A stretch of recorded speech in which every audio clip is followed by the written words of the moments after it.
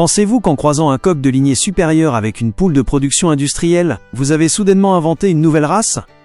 Si la progéniture de vos meilleurs sujets sort de manière totalement hétérogène, ou si elle a perdu cette étincelle de vitalité sur laquelle vous comptiez, je vais aujourd'hui vous révéler la vérité technique que les grands éleveurs gardent jalousement pour eux.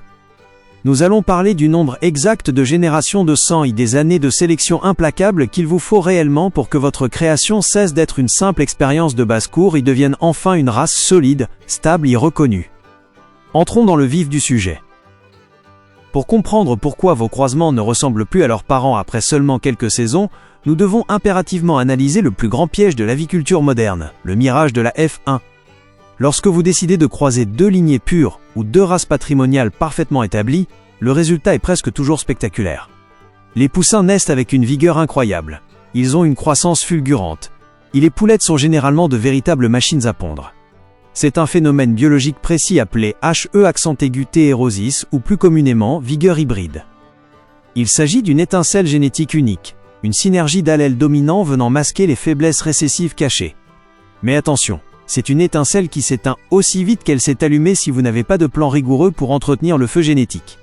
La vigueur hybride est comparable à une batterie biologique chargée au maximum lors de ce premier croisement. Elle offre un regain d'immunité, de croissance et de fertilité qui dépasse statistiquement la moyenne des deux parents. Cependant, cette batterie ne se recharge jamais d'elle-même.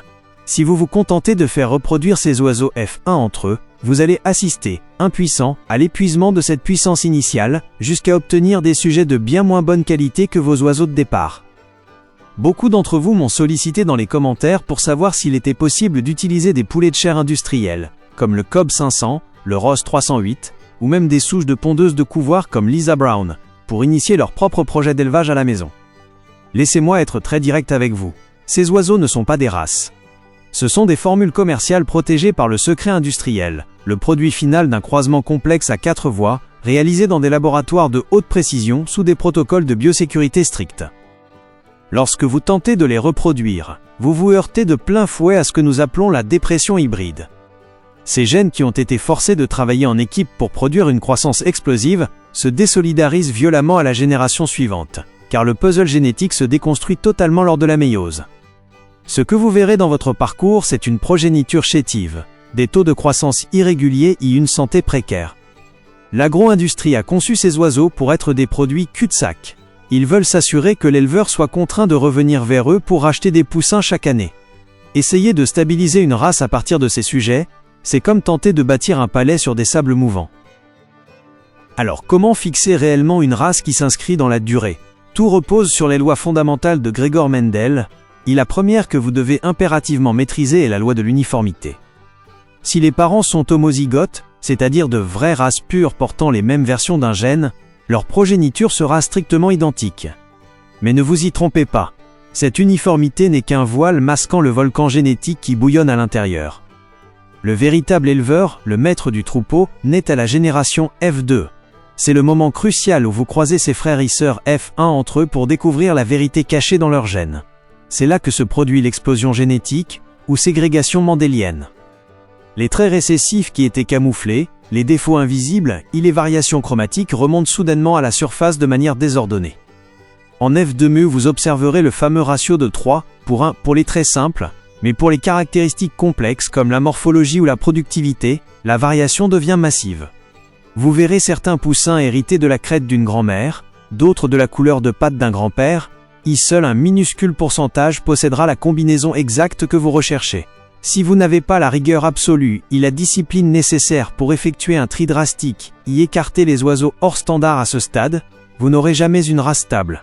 La F2 est l'épreuve du feu où les amateurs se découragent, tandis que les maîtres commencent leur véritable travail, car ils ont enfin les blocs de construction devant eux. J'ai remarqué de nombreuses interrogations sur les types de crêtes, et la raison pour laquelle j'accorde une telle importance à ce détail lors de la sélection. Ce n'est pas une question d'esthétique ou de vanité pour les concours. Prenons l'exemple de la Wyandotte, célèbre pour sa crête en rose. Cette crête n'est pas une fantaisie morphologique, c'est un outil de thermorégulation et de survie. Elle a été fixée car elle est parfaitement collée à la boîte crânienne, ce qui la rend incroyablement résistante aux gelures lors des hivers rigoureux, contrairement à une crête simple qui se dresse comme un radiateur et perd toute sa chaleur. Une crête gelée provoque une douleur atroce. Il stoppe net votre production d'œufs, car l'énergie vitale de l'oiseau est mobilisée pour la cicatrisation au lieu de la ponte. Si vous vivez dans une région au climat continental et que votre nouvelle race possède une crête simple, vos oiseaux vont souffrir inutilement. Il en va de même pour la crête en pois de la Brahma. Ce sont des adaptations biologiques fonctionnelles qui ont nécessité des décennies de sélection pour se stabiliser.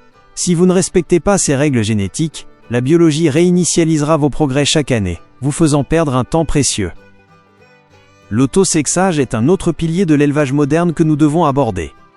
On me demande sans cesse comment identifier le sexe des poussins dès l'éclosion pour optimiser les coûts alimentaires. Cela ne fonctionne de manière prévisible que si vous avez fixé des gènes liés au sexe, comme les gènes argentés ou coucou. Mais pour que cela soit efficace, vos lignées doivent être d'une pureté absolue. Avec des souches industrielles de couvoir, le résultat sera une loterie génétique frustrante qui ruinera votre planification. La stabilité d'une race, c'est avant tout la prévisibilité. Si vous croisez A avec BY, que le résultat est systématiquement C, vous êtes sur le chemin de la maîtrise. Sinon, vous n'avez qu'un mélange instable qui dévore votre rentabilité. Pour progresser, vous devez définir votre cap de sélection avec une clarté mathématique. Cherchez-vous une pondeuse d'élite comme la Leghorn ou un colosse de chair comme la géante de Jersey. On ne peut pas tout obtenir simultanément sans sacrifier la qualité. La géante de Jersey a délibérément sacrifié la précocité industrielle pour une carcasse massive et une finesse de chair supérieure. Mais cela demande du temps et une alimentation riche. Si votre objectif est un sujet à deux fins, comme la faverolle française, vous devez sélectionner des oiseaux qui conservent une structure osseuse robuste et une ponte régulière sans devenir fragiles. La stabilité est atteinte quand le phénotype et le tempérament deviennent une constante sur l'ensemble du cheptel. C'est ici qu'intervient votre arme la plus redoutable, le cahier d'élevage. Sans archives, vous naviguez dans le brouillard. Notez chaque accouplement, chaque date d'éclosion et chaque anomalie constatée. La mémoire humaine est sélective et faillible, mais le registre détient la vérité scientifique. Identifiez vos reproducteurs par la performance réelle de leur progéniture. C'est le test de progéniture, le juge de paix de l'éleveur. Si un coq superbe produit des descendants aux membres fragiles, ce coq doit être réformé sans hésitation. La sélection exige une rigueur qui frise l'obsession pour admettre qu'une lignée ne répond pas aux attentes.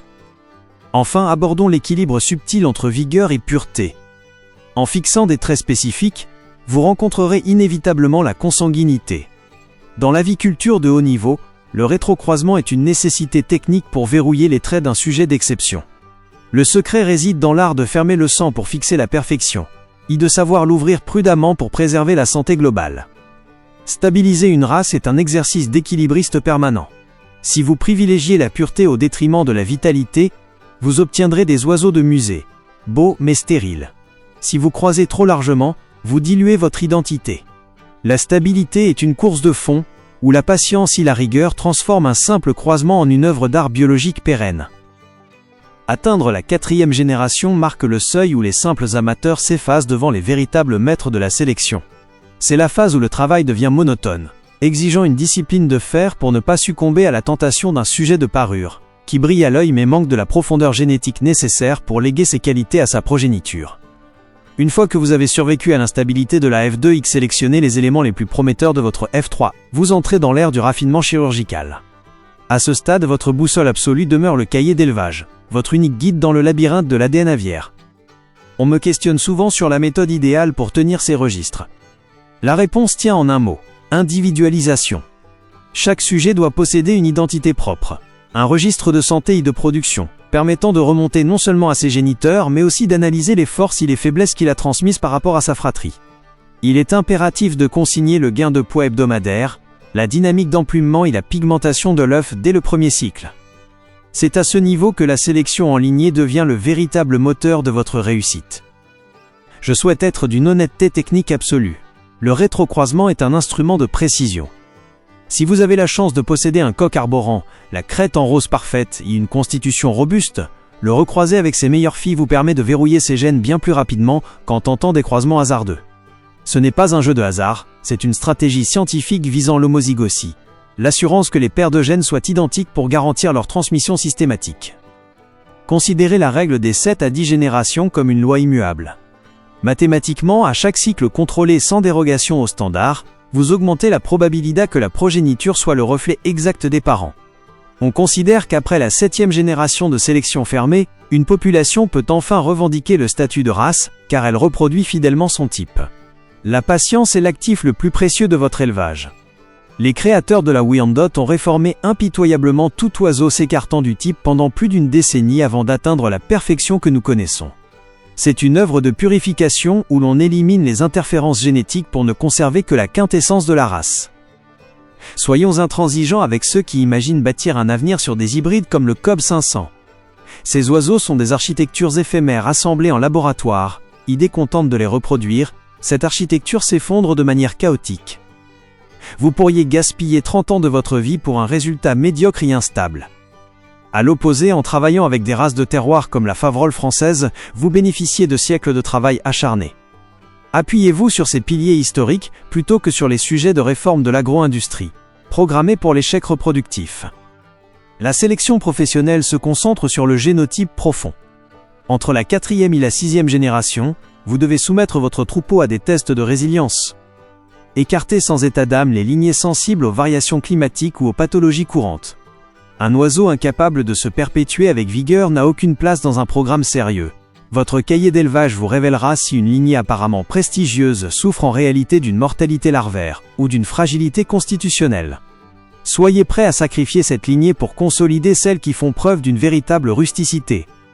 À l'aube de la 8e génération, l'uniformité parfaite se manifeste enfin. C'est l'instant de grâce où chaque poussin semble être la réplique exacte du précédent. Les traits indésirables ont été définitivement gommés. Vous parvenez à sexer vos poussins à l'éclosion avec une précision de 99%, optimisant ainsi votre logistique et vos rations. La conformation des carcasses devient prévisible et la qualité de la ponte est standardisée. Vous avez quitté le statut de multiplicateur pour devenir un créateur de biodiversité. Cependant, gardez à l'esprit que l'apport de sang neuf demeure une nécessité cyclique pour éviter l'érosion du patrimoine par la consanguinité excessive. Mais cet apport doit être réalisé avec une précision d'orfèvre. Un sujet extérieur introduit uniquement pour son apparence peut anéantir des années de labeur en réintroduisant des gènes récessifs délétères. Privilégiez toujours le travail sur plusieurs lignées parallèles pour rafraîchir le sang de manière endogène. Stabiliser une race est un legs que vous faites à l'aviculture. Le succès ne se comptabilise pas au nombre de têtes, mais à la pérennité et à la stabilité de votre lignée. Ayez la force de réformer ce qui affaiblit votre standard, y laissez le temps au sang de confirmer votre vision. La stabilisation d'une race est le défi suprême de l'aviculteur. Cela exige une alchimie entre science, patience et un engagement total envers l'excellence. Si vous suivez vos registres avec une rigueur monacale et sélectionnez vos sujets avec lucidité, vous créerez une lignée unique qui portera votre signature pour l'éternité. N'oubliez pas de vous abonner pour approfondir ces mécanismes passionnants. Y partagez en commentaire les défis génétiques que vous avez rencontrés. À votre succès, cher éleveur, à la prochaine.